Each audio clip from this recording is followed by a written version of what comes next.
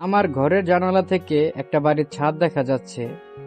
তো এই ছাদের যে রডটি দেখতে পাচ্ছেন, ঠিক এই কর্নারটায় একটা ছেলে প্রতিদিন রাতে বসে থাকে। তো রাত বলতে প্রায় ধরেন 12টা থেকে রাত 3টা পর্যন্ত এই কর্নারে এসে বসে থাকে। মানে বুঝতে পারছেন কি পরিমাণ ভয় যে পাই। মাঝে মধ্যে মনে হয় ছাদ থেকে লাফ দিব, মানে এরকম একটা প্যারা দেয়। আর ফোন নিয়ে কার সাথে জানি কিরকম মানে করে। তো আমি এখন দিনের ভিডিওটা শুট করে রাখলাম, আপনাদেরকে রাতের ভিডিওটা দেখাবো। ঠিক ছেলেটা দেখবেন এইখানটায় বসে থাকে। তো এই ঘটনা প্রায় 4-5 দিন ধরেই ঘটতেছে।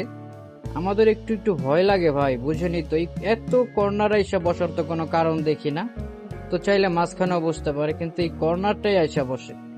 তো আপনাদেরকে আমি রাতে সিনটাও দেখাবো ও যখন আসবে। তো সেই সময়ের ঘড়ির টাইমটা আপনাদেরকে দেখিয়ে দিব। তো নেক্সট পার্টের জন্য অপেক্ষা করুন।